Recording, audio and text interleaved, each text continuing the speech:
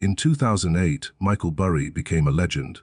He shorted the housing market, made a fortune, and was immortalized in The Big Short.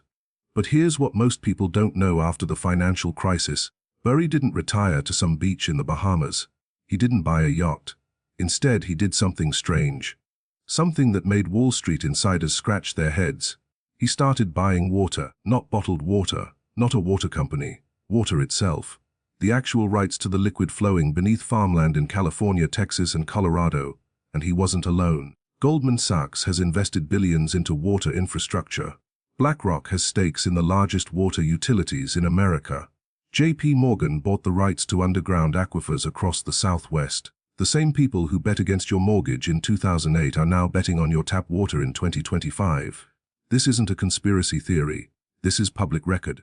Wall Street is quietly buying the most essential resource on Earth. And they're doing it because they know something you don't.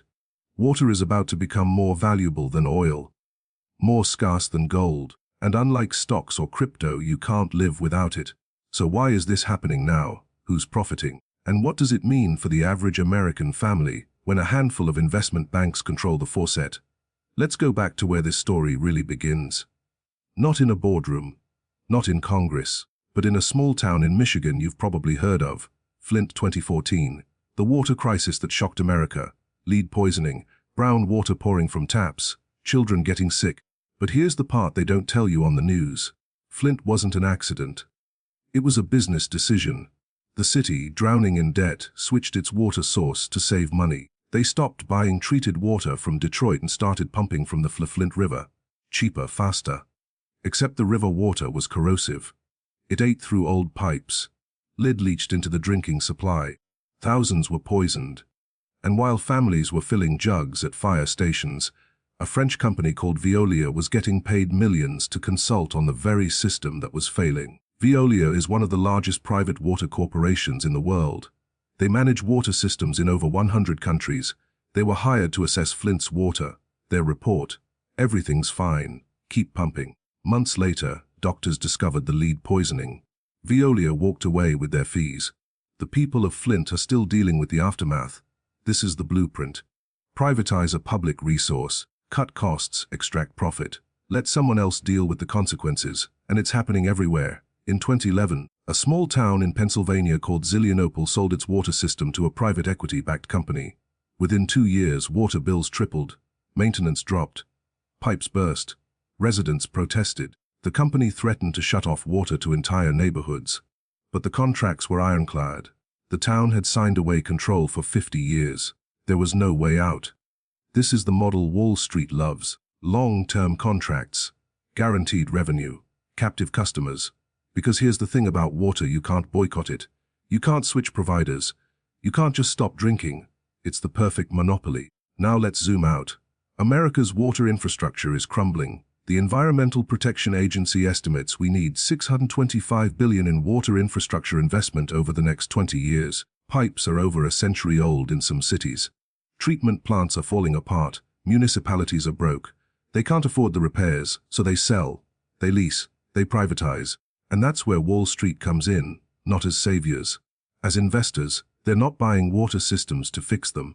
They're buying them to financialize them, to turn water into an asset class, a tradable commodity, something you can bet on, short, leverage, just like mortgages in 2008. In 2020, Wall Street took it one step further. Water officially became a tradable commodity on the stock market. The Nasdaq Veles California Water Index launched water futures.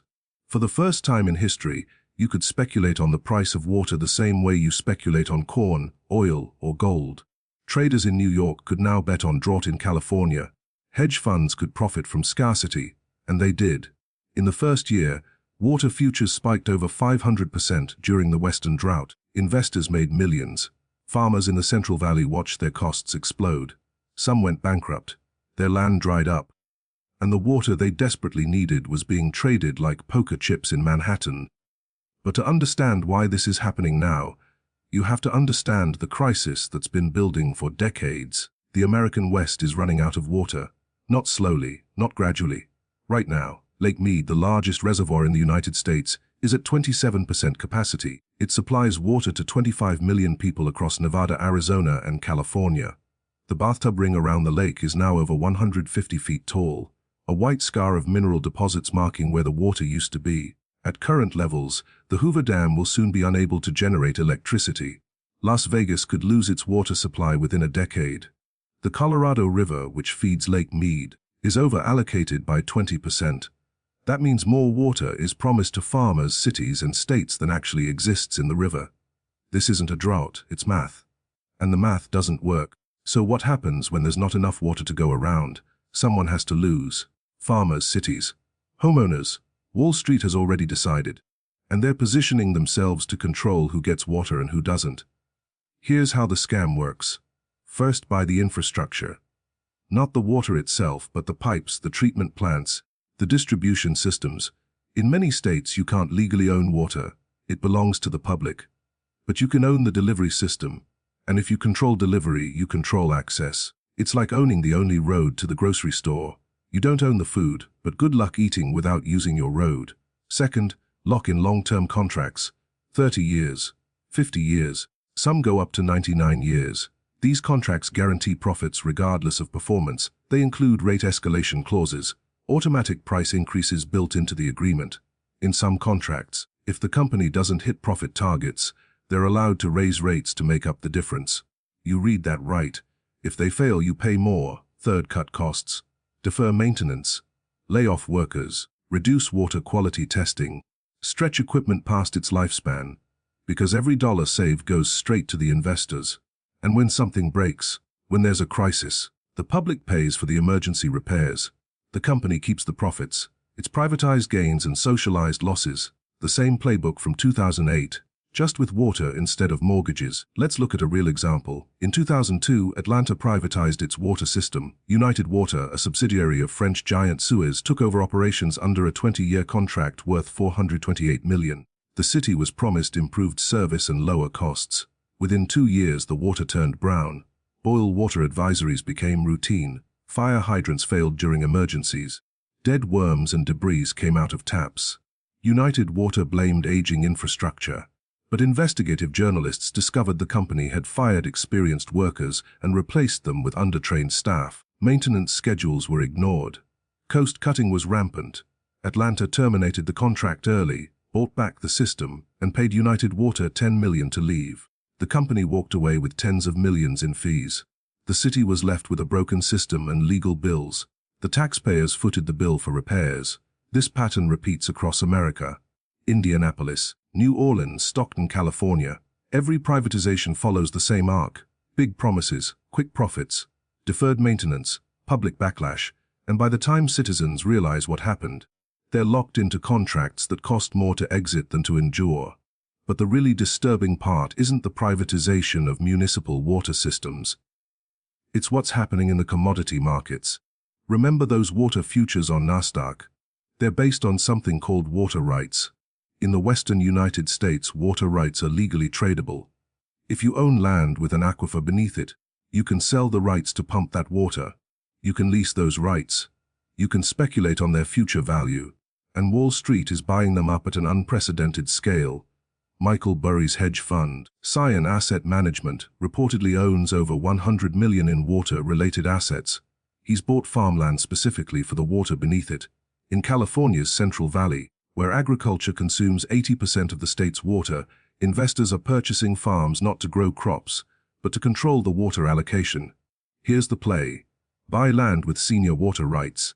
Senior rights mean you get water first, before junior rights holders. During drought years, when water is scarce, senior rights become exponentially more valuable. You can then sell or lease that water to desperate cities, utilities, or other farms at massive markups. In 2014, during California's historic drought, some water rights sold for $2,200 per acre-foot. By 2021, prices hit $2,500. In some emergency sales, water sold for over $3,000. That's a 500% increase in less than a decade. Investors who bought rights in 2010 have seen returns that make tech stocks look boring. But here's where it gets darker. These investors aren't selling water to people who need it most. They're selling to the highest bidder. In 2021, a hedge fund backed entity sold water rights to a luxury golf course development in Arizona while nearby indigenous communities were trucking in drinking water. The golf course paid premium rates. The investors profited. The Navajo Nation watched their aquifers drop. This is the efficiency of the free market applied to survival, and it's perfectly legal. There are virtually no federal regulations on who can buy water rights or what they can do with them. States have some rules, but they're easily circumvented through shell companies and complex ownership structures. A 2018 investigation found that over 60% of water rights purchases in the Southwest involved entities with opaque ownership, LLCs within LLCs offshore accounts, private equity structures designed to hide the real buyers. Why the secrecy? Because if the public knew that foreign sovereign wealth funds and Wall Street banks were buying control of American freshwater, there would be outrage. So they hide behind paperwork, and they wait, because the real payoff isn't now, it's in 10 years, 20 years. When the Colorado River is at 15%, when Phoenix has mandatory rationing, when California's agriculture collapses, when water becomes more valuable than anything else, that's when they cash out, that's the bet. And every data point suggests they're right. Climate models predict the Southwest will face permanent aridification by 2050, not a drought that ends. A fundamental shift in baseline water availability. The mega-drought currently gripping the region is the worst in Fund's 200 years. Scientists analyzing tree rings found nothing comparable in recorded history, and it's accelerating. The snowpack in the Rockies, which feeds the Colorado River, has declined 20% since 2000. Spring runoff now happens 3 weeks earlier than it did in 1980. That means less water in reservoirs during the hot summer months when demand peaks. Glaciers that feed major rivers are disappearing. Underground aquifers are being pumped faster than they can recharge. The Ogallala Aquifer, which provides water to 8 states and 30% of American irrigation, has lost 9% of its volume since 1950.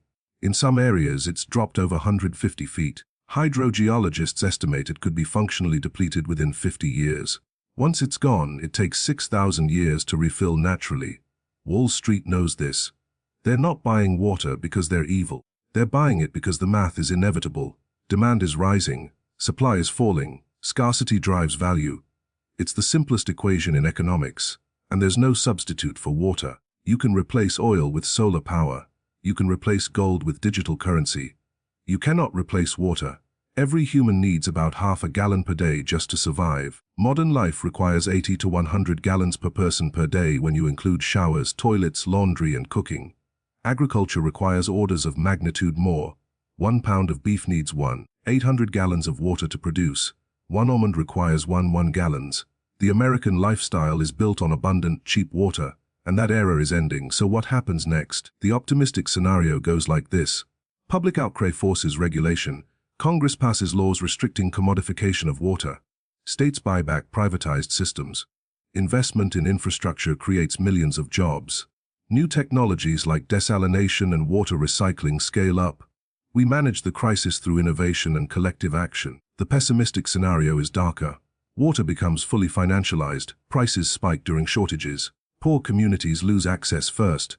Climate migration accelerates as cities run dry. Social unrest follows. We see in America what we've already seen in places like Cape Town and Sao Paulo. Day zero, the day the taps run dry, lines at tanker trucks, armed guards at distribution centers, the rationing enforced by police, the collapse of social order when the most basic need can't be met. Which future we get depends on decisions being made right now. In boardrooms, in Congress, in city councils across the country. And most people have no idea it's happening. There's a reason this story doesn't lead the evening news. It's complex. It's boring to most viewers. There's no single villain to point at. It's 1,000 small transactions adding up to a systemic transfer of control. From the public to private hands. From democratic oversight to shareholder returns. From human right to investment asset. But the consequences will define the next century. Because once Wall Street controls water, they control everything. Food production, energy generation, public health, economic development, national security. Water is the ultimate leverage point in civilization, and it's being quietly handed over to the people who brought you the subprime mortgage crisis, the Enron scandal, and the 2008 financial collapse. The same institutions that required trillion-dollar bailouts because they were too big to fail. Now imagine they control water. Imagine another crisis, another miscalculation, another round of reckless speculation. Except this time, the government can't bail them out with printed money. Because you can't print water. You can't quantitatively ease an aquifer. When the system fails, people die. That's not hyperbole. That's hydrology. Some argue that private capital is necessary, that governments are too inefficient to manage water systems, that we need the profit motive to drive innovation, and there's truth there. Public utilities can be bureaucratic and slow, but there's a difference between private companies building infrastructure under public oversight and private investors owning the resource itself. One is a contract for services. The other is a transfer of sovereignty. History offers lessons. In Bolivia in 2000, the city of Cochabamba privatized its water under pressure from the World Bank. An American-led consortium took over. Rates immediately tripled. Poor families spent 25% of their income on water. Collecting rainwater became illegal under the contract. The people revolted. Protests turned into riots. Martial law was declared. 6 people died. The company fled. The government took back control. It became known as the Water War. A stark reminder that some things are too essential to commodify, that when you push people far enough, when you threaten survival itself, the social contract breaks. Americans like to think that couldn't happen here. We're too stable, too wealthy, too civilized. But Flint proved otherwise. We watched an American city poison its children to save money. We watched officials lie about it for months. We watched a state government prioritize budgets over bodies. If it can happen in Michigan, it can happen anywhere. The uncomfortable truth is this. We've known about the water crisis for decades. Scientists have been sounding alarms since the 1980s. Engineers have published reports. Activists have organized, and we've done almost nothing. We've kicked the can down the road, assumed technology would save us, hoped the problem would solve itself. And while we waited, Wall Street acted. They didn't wait for permission. They didn't wait for regulation. They saw the trend line and they moved. Now they're positioned to profit from our collective failure to act, from our inability to think long-term, from our refusal to pay for infrastructure, from our belief that essential resources should be managed for profit rather than for people. Michael Burry was right about the housing market because he read the data everyone else ignored. He's buying water for the same reason, not because he's smarter, because he's paying attention. The difference is, when the housing market collapsed, it destroyed retirement accounts and bank balance sheets. When the water market collapses, it destroys lives. There's no starting over, no recovery plan, no rebuilding, just thirst, just desperation, just the oldest conflict in human history, the fight over water. Except this time, it's not between tribes or nations. It's between citizens and shareholders, between survival and return on investment, between the public good and private profit. The script doesn't have to end this way. Water can be re-regulated.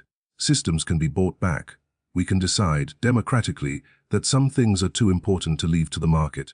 But that requires awareness. It requires political will. It requires people to care about infrastructure policy as much as they care about the latest outrage on social media. And it requires action before the crisis hits. Because once the taps run dry, it's too late to debate ownership structures. In 2008, Wall Street gambled with mortgages and lost. The taxpayers bailed them out. In 2025, Wall Street is gambling with water. If they lose this bet, there's no bailout. There's no second chance. There's just the realization that we stood by and watched, while the most essential resource on Earth became just another line item in a hedge fund portfolio. Just another commodity to trade. Just another way to extract wealth from the people who have no choice but to pay. Because you can live without a house. You can live without a car. You can even live without money. But you cannot live without water. And Wall Street is counting on it.